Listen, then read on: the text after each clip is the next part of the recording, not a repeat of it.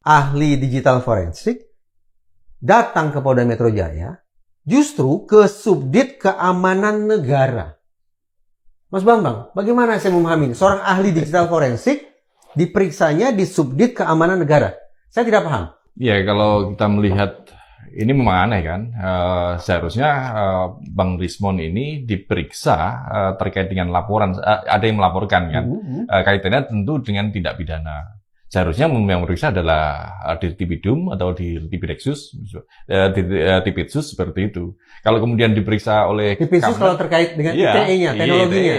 Kalau terkait dengan keamanan negara, ini menjadi aneh, Bang. Loh kan Jokowi, mantan presiden. Ya, permasalahannya itu, seperti itu kan. Makanya laporan Bang Rismon ini terkait dengan apa gitu loh. Kalau kemudian terkait dengan pidana, ya seharusnya kaitannya dengan pidana kan. Kenapa dimasukkan di keamanan negara? Kaitannya memang terkait dengan politik itu, keamanan negara. Bang Rismon ini sudah mengganggu negara. Pikir mereka seperti itu, gitu loh. Iya, sebaiknya keamanan negara serius loh. Itu jadi lebih serius kesannya ketimbang benar, akhirnya jadi subversif kan? Iya, kayak makar, subversif, pemberontakan. Padahal ini yang aneh, ini persoalan pidana biasa seperti itu kan.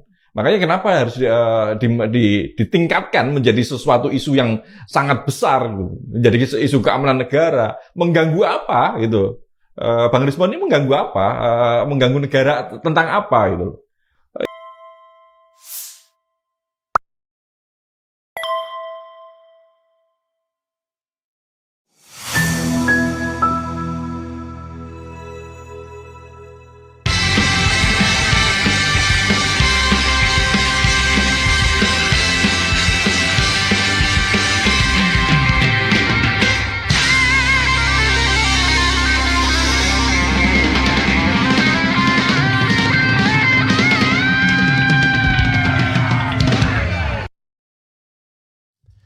Assalamualaikum warahmatullahi wabarakatuh.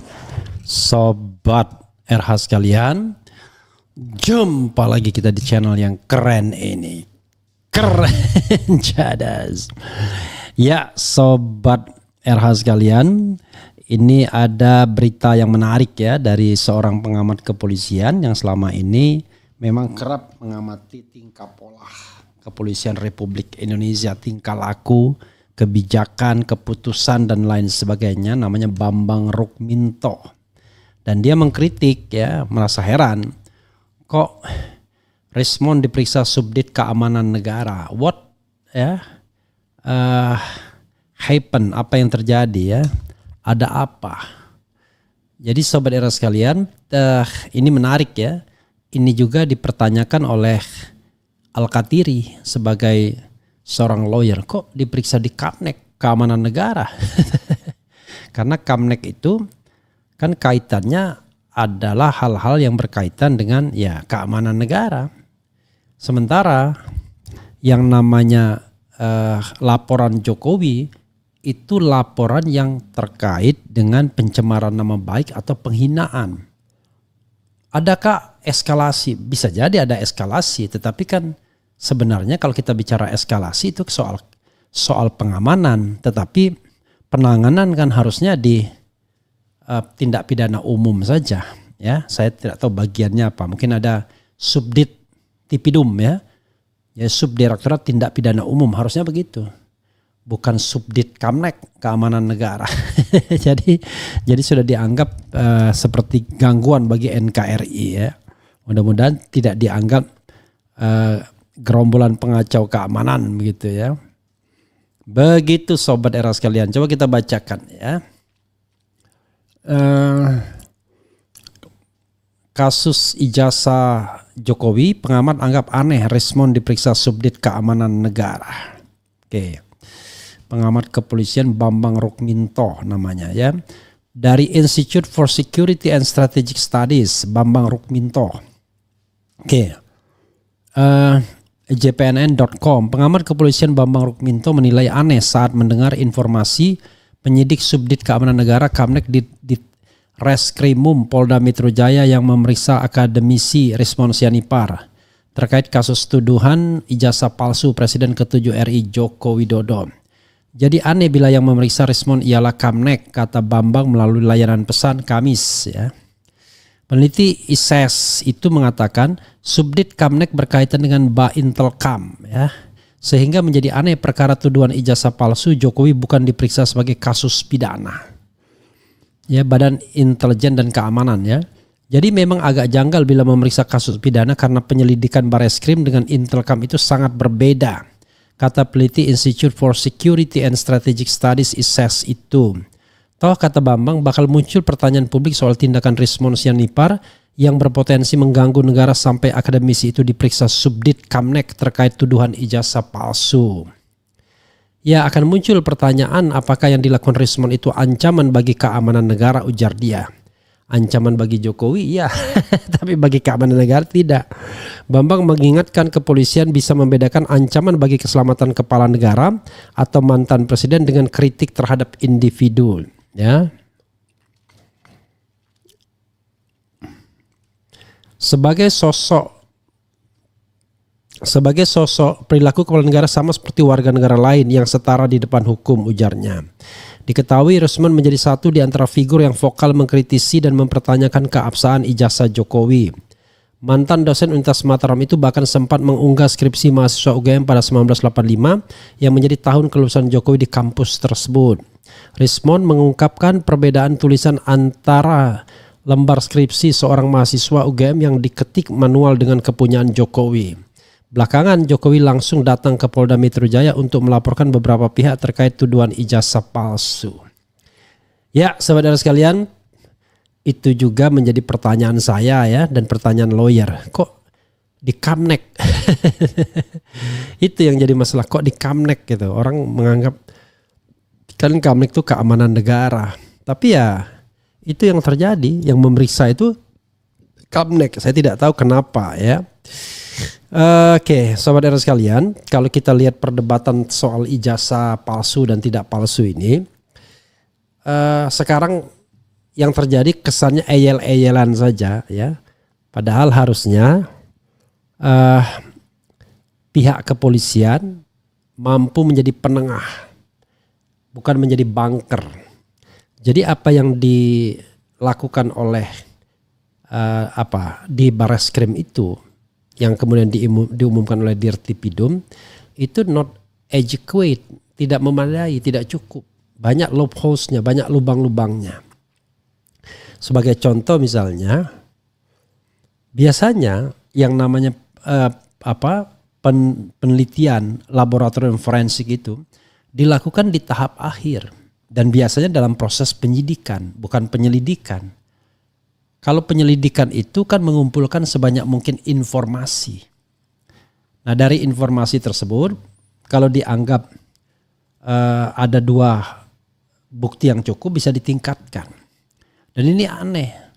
Jadi puslapor atau lapor menjadi barikade, menjadi bunker bagi Jokowi. Seolah-olah setelah bunker itu ditutup, kita nggak bisa ngapa-ngapain lagi. Kan harusnya kan tidak demikian. Harusnya dilakukan proses pengumpulan informasi sebanyak-banyaknya dari semua pihak. Undangan klarifikasi itu betul-betul undangan klarifikasi dalam rangka mencari informasi.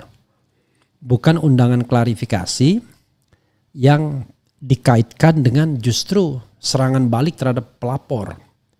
Apapun namanya kan. Orang yang melaporkan, cuma ada jadi laporan polisi, ada yang pendumas. Pendumas itu apa? Artinya apa? Pengaduan masyarakat, ya kan? Pelaku pengaduan masyarakat, ya pelapor juga. Ya.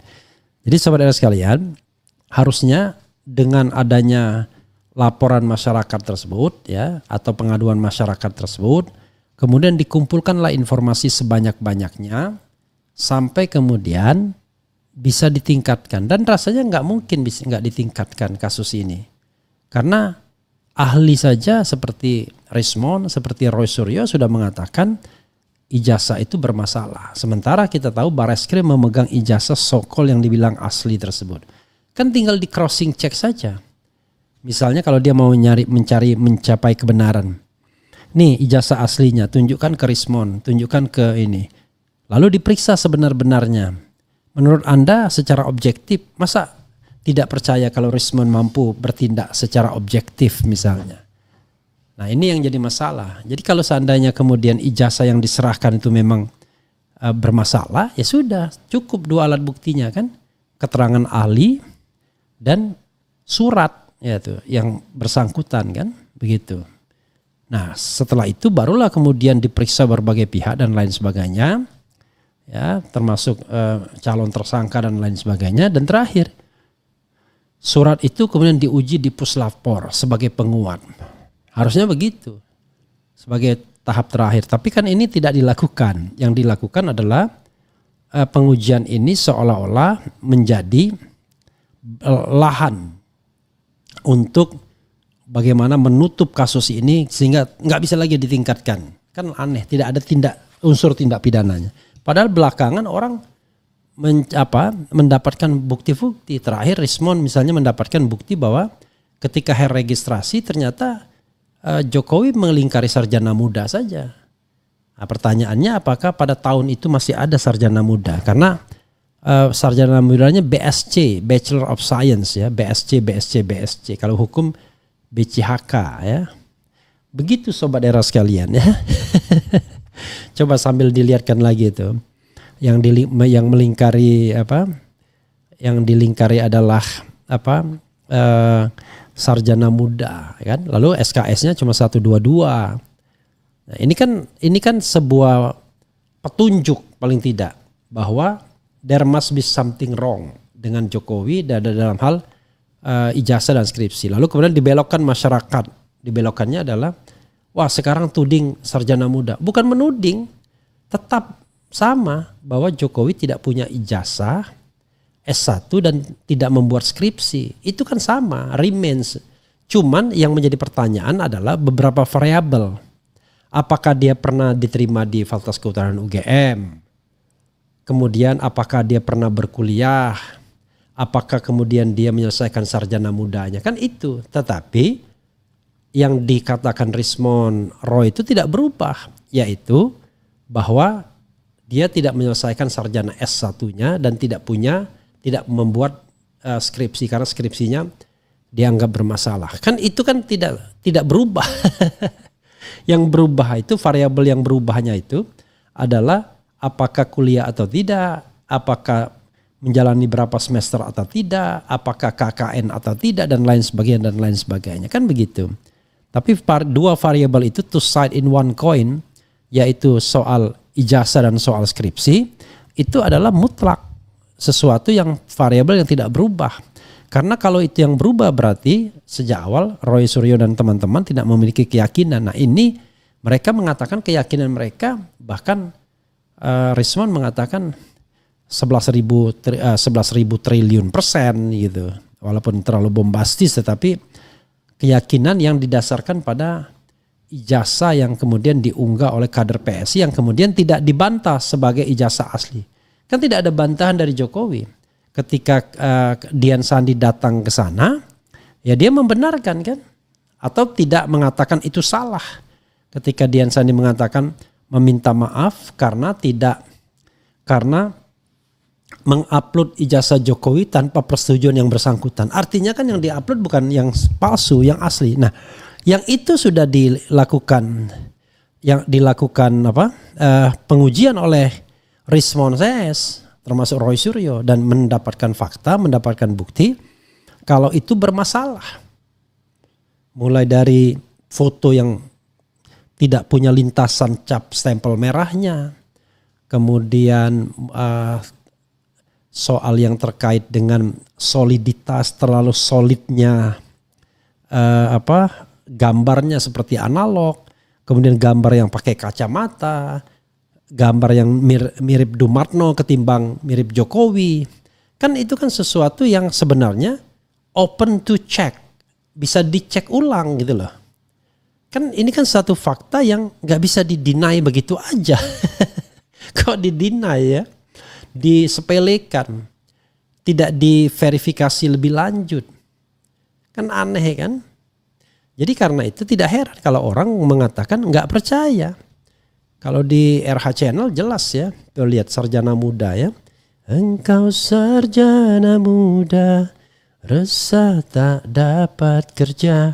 Tak berguna ijazahmu, 4 tahun lamanya bergelut dengan buku. Jadi 4 tahun itu sarjana muda. Jadi benar tuh sarjana muda 4 tahun lamanya. Tak berguna ijazahmu. Jadi sobat sekalian, begitu ya. Saya ingat lagu Sarjana Muda ini ketika di sekolah waktu saya kelas 3 SMA harus membuat sandiwara. Itu sandiwaranya tentang pengangguran di Sarjana Muda. Lagu itu disetel ya. Jadi sobat era sekalian, kalau kita lihat misalnya tingkat kepercayaan terhadap polisi, terhadap ini kan saya tidak bisa bohongin tuh. Ya, yang terbaru ya, ini, yang terbaru, yang hari ini. Mana yang Anda lebih percaya dalam soal ijazah Jokowi, Bareskrim Mabes Polri, atau Roy Suryo dan kawan-kawan? Sekarang 125.000 yang voting. Yang percaya Bareskrim itu 8% saja. Roy Suryo dan kawan-kawan 92%. Saya sekali lagi menantang ya, siapapun yang berkeberatan dengan hasil ini, untuk membuat polling serupa dengan pertanyaan serupa di platform mana saja dan kemudian kita bandingkan. Tapi N-nya harus 125.000 minimal. Kalau N-nya cuma 125 atau 1.250 saya nggak bisa terima ya. Gitu ya. Jadi kita masa didikte survei yang hanya sampelnya 1.000 sekian lalu kemudian dianggap mewakili seluruh rakyat Indonesia, padahal tidak random sampling juga sesungguhnya karena itu bias database dan bias pemilik handphone kan gitu. Kemudian berikutnya adalah apakah Anda percaya keterangan UGM tentang keaslian ijazah Jokowi yang voting itu adalah mana berapa ya? 111.000 votes ya, yang percaya 8%, yang tidak percaya 89%, yang ragu-ragu itu 3% saja. Itu ditampilkan. Ditampilkan terbaru ya, jangan yang lama. Caranya di HP yang paling gampang. Tapi ya kalau sulit nggak apa-apa. Nanti saya ini kan. Kemudian berikutnya lagi nih. Apakah Anda percaya dengan keterangan polisi bahwa ijazah Jokowi asli? Yang percaya 8%, yang tidak percaya 89%, ragu-ragu 3%. Jadi yang voting 130.000 voting. Ini karena tidak saya up lagi memang tidak bertambah. Tapi 130.000 bro. Ya 130.000. Jadi 125.000, 111.000, 130.000. Jadi karena itu kalau misalnya tidak cocok, tidak setuju dengan ini ya silahkan. Tapi tadi paling tidak N-nya harus kurang lebih sama. Jadi sahabat sekalian, coba kita berpikir dengan hati nurani yang bersih, yang objektif, tidak pro sana, tidak pro sini. Kemudian kita cari di mana titik konvergensinya. Nah, saya merasa ya berdasarkan informasi yang berseliweran di mana-mana, karena ini kita kan researcher, peneliti ini kan harus objektif. Saya merasa berdasarkan kumpulan data yang ada, pertama, sangat mungkin yang namanya Jokowi itu memang dia memang dia pernah kuliah di Fakultas Kehutanan UGM. Sangat mungkin dia keterima di Fakultas Kehutanan UGM. Berdasarkan bukti-bukti yang disertakan. Walaupun kita harus cek juga ada buktinya. Oke. Saya merasa arahnya ke sana. Karena banyak juga orang yang ngomong kepada saya bahwa memang dia pernah kuliah dengan Jokowi. Kan satu. Tetapi tidak ada keterangan solid yang mengatakan bahwa Jokowi itu punya ijazah dan kemudian punya skripsi. Begitu skripsi ditunjukkan, maka skripsi itulah yang kemudian dianggap bermasalah oleh Roy Suryo dan Rismond Sianipar. Ijazahnya ditunjukkan oleh Dian Sandi dianggap bermasalah juga. Karena itu titik konvergensinya di registrasinya yang mengatakan bahwa dia melingkari sarjana muda. Jadi bisa jadi. Saya cuman pertanyaannya adalah apakah tahun 82, 83 itu masih ada gelar sarjana muda atau tidak? Itu this is the question tentunya.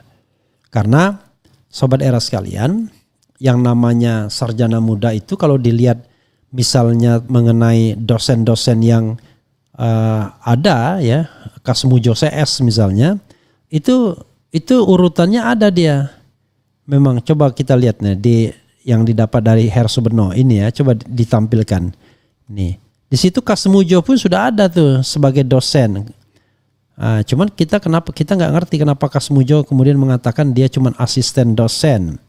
Padahal di situ ada nama Kasmujo tuh di nomor 23 dan gelar mereka itu sarjana muda semua, BSc bukan insinyur, BSc ya. Jadi yang namanya insinyur itu jadi sarjana muda itu sudah mendapatkan gelar 3 tahun, gelar sarjana muda. Tapi kemudian untuk lanjut lagi tambah 2 tahun lagi kan begitu. Nah, ini kita tidak tahu karena dulu ngetop sekali yang namanya BA, BSc, kemudian BCHK itu kan gelar-gelar sarjana muda semua. Apakah sebenarnya Jokowi hanya sampai gelar sarjana muda? Ini sangat it could be possible, sangat mungkin ya, sangat mungkin. Nah, begitu sobat era sekalian ya, mudah-mudahan ini bisa kita pahami ya dan kemudian juga bisa menjadi sesuatu titik konvergensi. Sekali lagi, yang kita cari itu kebenaran bukan pembenaran. Jadi kalau kebenaran itu memang Jokowi sarjana muda, ya kita katakan. Tetapi itu baru hipotesis dari tadi dokumen yang ditampilkan sendiri oleh Bareskrim Mabes Polri. Baru hipotesis, bukan sesuatu yang sudah final. Baru hipotesis sekali lagi ya, baru hipotesis from me. Tetapi untuk dia punya ijazah dan skripsi, belum ada yang sesuatu yang adequate, belum ada informasi yang menguatkan. Orang mengatakan nggak mungkin nggak percaya pada UGM. Kalau dalam kondisi normal warga negara biasa iya, tapi ini seorang presiden yang di backup oleh mantan rektor UGM sendiri, Pratikno. Kan bagaimana coba kalau kemudian yang turun adalah kekuatan-kekuatan negara untuk mengamankan ini, kan tidak bisa UGM berkutik juga. Karena itu tidak heran kalau kemudian polling saya tadi mengatakan mereka tidak percaya UGM ya. Jadi polling saya tadi kan jelas mana Anda yang lebih apakah Anda percaya keterangan UGM tentang keaslian ijazah Jokowi? Dari 111 ribu yang voting, yang percaya hanya 8%. Yang tidak percaya 89%, ragu-ragu 3%. Padahal dalam kondisi normal UGM adalah institusi yang kredibel. Nggak bisa, bukan institusi main-main. Tapi dalam kondisi sekarang ini, ketika dia terkena hegemoni dari kekuasaan, nggak bisa berkutik juga. Mau Ova Emilia dan lain sebagainya. Ya, apalagi orang-orang yang mendapatkan rente dari kekuasaan, mendapatkan kenikmatan dari kekuasaan, atau mendapatkan lobby, informasi atau fasilitas dari kekuasaan, tambah tidak berkutik. Makanya bahayanya kalau seorang dosen, seorang pengajar itu kemudian dinabobokkan oleh kesenangan dari negara, entah menjadi komisaris misalnya, menjadi pejabat di luar sebagai dosen misalnya dan lain sebagainya. Maka independensinya patut diragukan. Itu orang yang pernah ribut kan dengan rektor UI yang rangkap jabatan sebagai komisaris di sebuah bank. Dia anggap ada konflik of interest karena pembayaran mahasiswa UI harus melalui bank tersebut. Begitu sobat era sekalian ya. Coba kita bacakan. Kalau yang aneh-aneh nggak saya bacakan ya. Gus Nur di penjara, pahlawan semakin banyak bermunculan.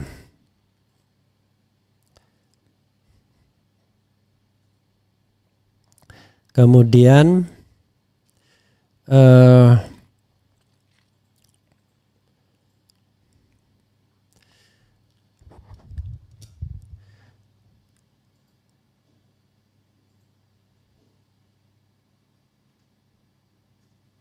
Kemudian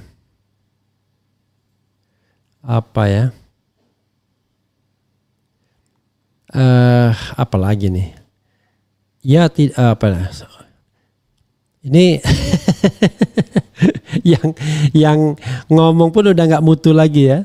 Coba kita yang agak mutu-mutu aja ya. Kalau yang nggak mutu nggak usah kita bacakan ya. Bolak-balik ya.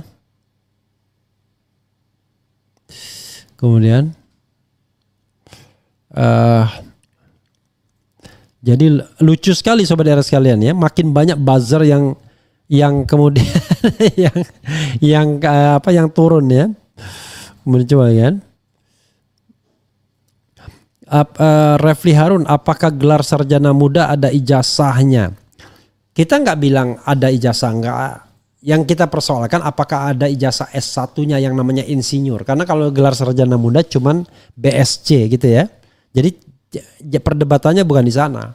Perdebatannya adalah kita bicara tentang insinyurnya atau gelar S1-nya. Kalau sarjana mudanya kita tidak perdebatkan ya. Kemudian apalagi ya? Kebohongan menang tapi akan terbongkar dengan keserakahan. Oke lah. Saya tidak bisa membacakan karena kita tidak ingin lagi berdiskusi. Semuanya saling ngata-ngatain ya. Apalagi ya? Nah ini diperiksa Subdit Keamanan Negara sekalian mereka apa? Tuh, saya kira sudah tidak, komentar-komentarnya udah dipenuhi dengan komentar ya saling caci maki. Karena itu tidak perlu kita bacakan. Itu saja saudara sekalian ya. Bagi yang waras tetaplah ikuti informasi ini sambil kita berpikir, berdiskusi dan jangan terlalu melayani makian, hinaan, cacian dan lain sebagainya. Kita fokus pada mengungkapkan kebenaran, bukan mencari pembenaran. Itu saja ya saudara sekalian. Makasih. Wassalamualaikum warahmatullahi wabarakatuh. Keren.